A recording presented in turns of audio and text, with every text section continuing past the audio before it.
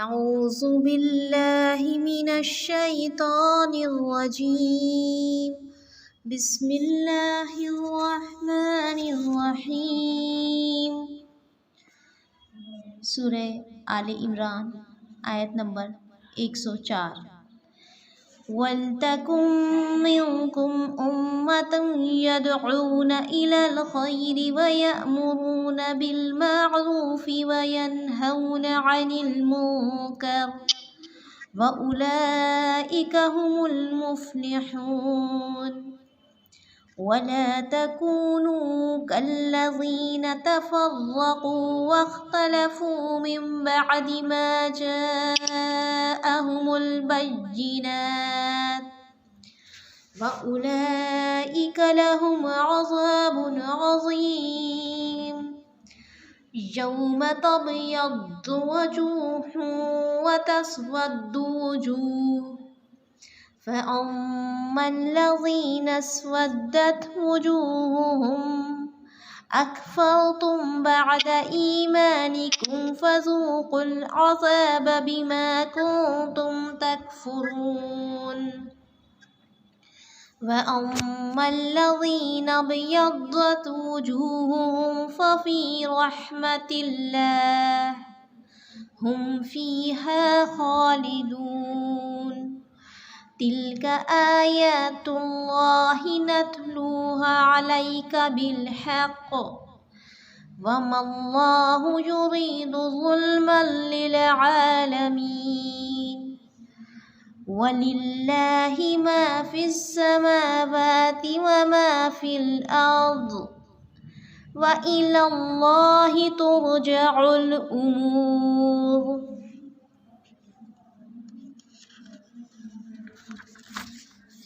كنتم خير أمة أخرجت للناس تأمرون بالمعروف وتنهون عن المنكر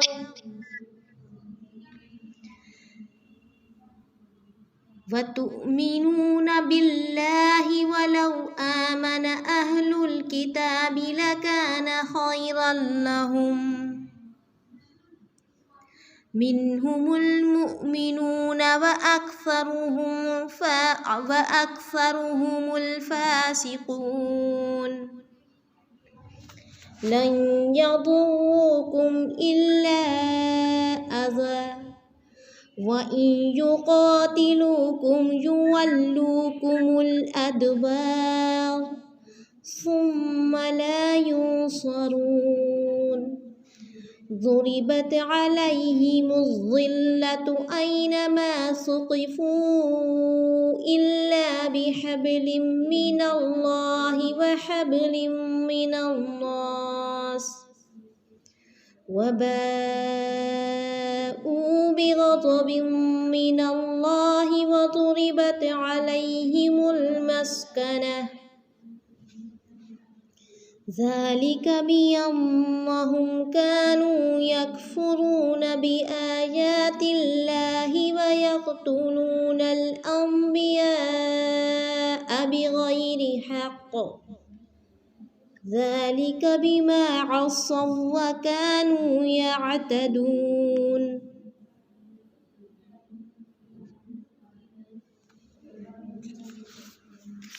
ترجمہ۔ اس میں آگے پیچھے آ رہا ہے، آپ اپنے پاس قرآن اگر ہے موجود تو اس میں سے ترجمہ دیکھ سکتی ہیں۔ تم میں سے ایک جماعت ایسی ہونی چاہیے جو بھلائی کی طرف بلاتی رہے اور نیک کاموں کا حکم کرتی رہے اور برے کاموں سے روکتی رہے۔ یہی لوگ فلاح اور نجات پانے والے ہیں۔ اور تم ان لوگوں کی طرح نہ ہو جانا جنہوں نے اپنے پاس روشن دلیلیں آ جانے کے بعد بھی تفرقہ ڈالا، انہی لوگوں کے لیے بڑا عذاب ہے۔ جس دن بعض چہرے سفید ہوں گے، بعض سیاہ۔ سیاہ چہرے والوں سے کہا جائے گا، کیا تم نے ایمان لانے کے بعد کفر کیوں کیا؟ اب اپنے کفر کا عذاب چکھو۔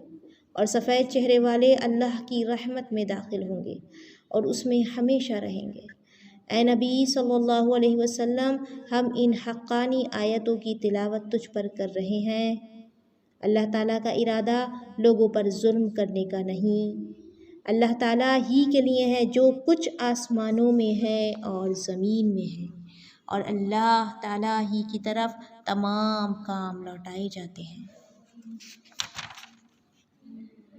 تم بہترین امت ہو جو لوگوں کے لیے پیدا کی گئی ہے، تم نیک باتوں کا حکم کرتے ہو اور بری باتوں سے روکتے ہو، اور اللہ تعالیٰ پر ایمان لاتے ہو۔ اگر اہل کتاب بھی ایمان لاتے تو ان کے لیے بہتر تھا، ان میں ایمان لانے والے بھی ہیں لیکن اکثر تو فاسق ہیں۔ یہ لوگ تمہیں ستانے کے سوا اور زیادہ کچھ ضرر نہیں پہنچا سکتے۔ اگر لڑائی کا موقع آ جائے تو پیٹھ موڑ لیں گے، پھر مدد نہ کیے جائیں گے۔ یہ ہر جگہ ہی ذلیل ہیں۔ یہ اور بات ہے کہ اللہ تعالیٰ کی یا لوگوں کی پناہ میں ہوں، یہ غضب خدا تعالیٰ کے مستحق ہو گئے ہیں اور ان پر فقیری ڈال دی گئی۔ یہ اس لیے کہ یہ لوگ اللہ تعالیٰ کی آیتوں سے کفر کرتے تھے اور بے وجہ انبیاء علیہم السلام کو قتل کرتے تھے۔ یہ بدلہ ہے ان کی نافرمانیوں اور زیادتیوں کا۔ دیکھیے آیت نمبر ہمارے سامنے 104 موجود ہے۔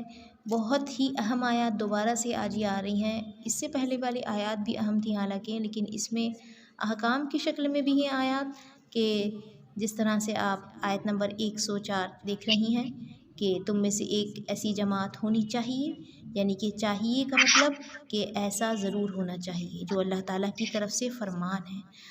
ساتھ ساتھ انجام بتا دیا گیا ہے اور قیامت کا انجام سامنے رکھ دیا گیا ہے اور کھول کھول کر بتا دیا گیا ہے۔ اس کے بعد یہاں آیت نمبر 110 میں کنتم خیر امت میں بتا دیا گیا ہے کہ امت محمدیہ، یعنی کہ یہ جو آخری امت ہے، یہ جو اللہ کے رسول صلی اللہ علیہ وسلم کی امت ہے، اس کا مقصد کیا ہے، ان کو یہ دین اسلام کیوں دیا گیا، ان کا کام کیا ہے، یہ ہمیں اہم مقاصد کی طرف توجہ دلائی گئی ہے۔ چلیے دیکھتے ہیں ہم آیت نمبر 104۔ اپنا مائک آف کر لیجئے، کسی کا بھی مائک آن نہیں رہنا چاہیے۔ حضرت ضحاک رحمۃ اللہ علیہ فرماتے ہیں، اس جماعت سے مراد خاص صحابہ اور خاص راویان حدیث ہیں۔ تو کون سی آیت کے بارے میں ہے؟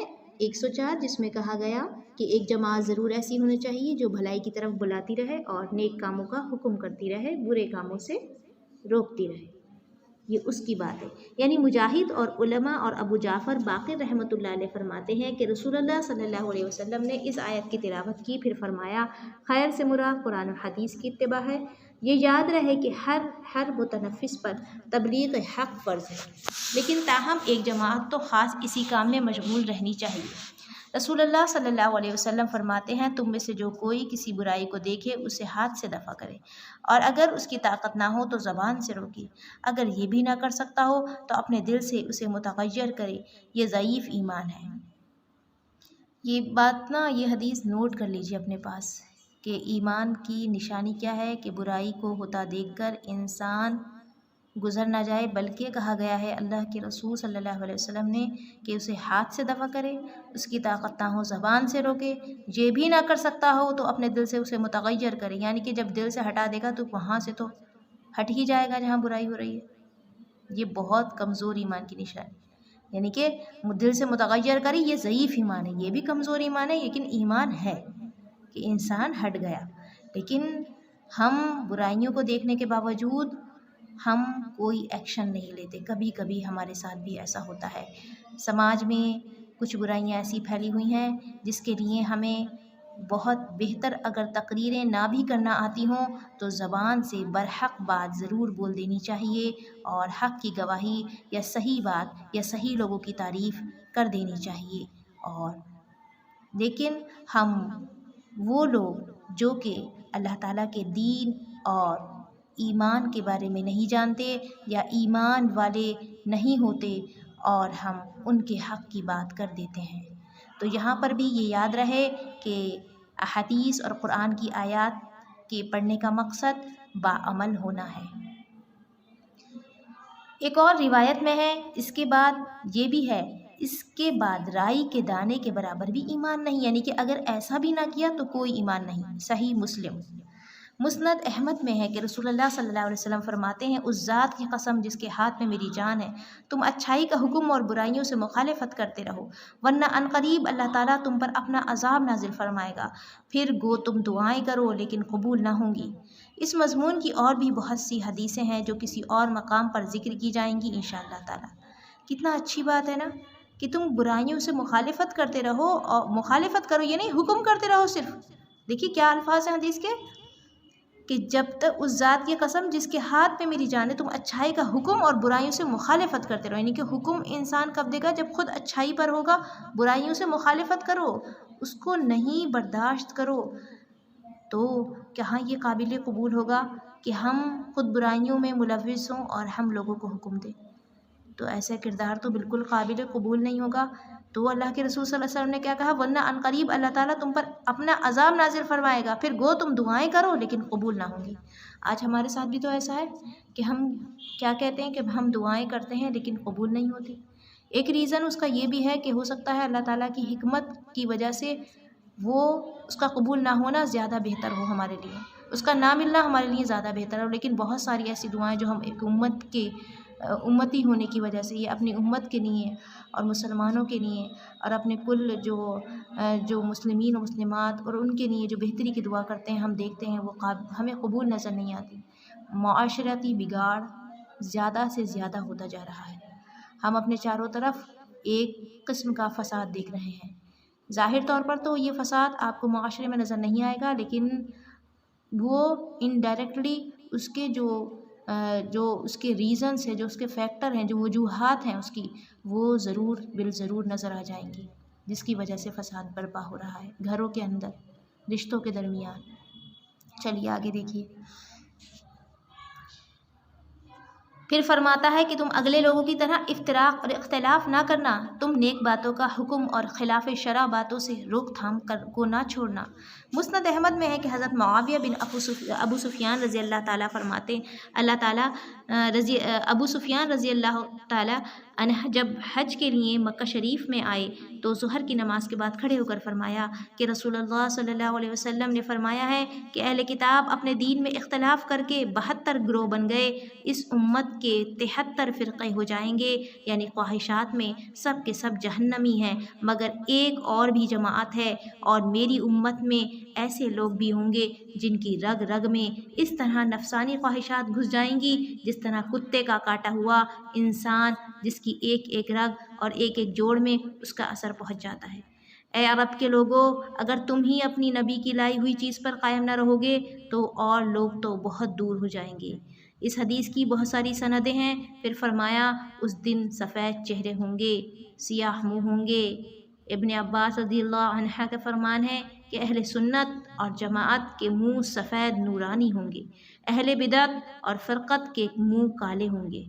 حضرت حسن بصری رحمۃ اللہ علیہ فرماتے ہیں کہ یہ کالے منہ والے منافق ہوں گے، جن سے کہا جائے گا کہ تم نے ایمان کے بعد کفر کیوں کیا، اب اس کا مزہ چکھو، اور سفید منہ والے رحمت خدا میں ہمیشہ ہمیشہ رہیں گے۔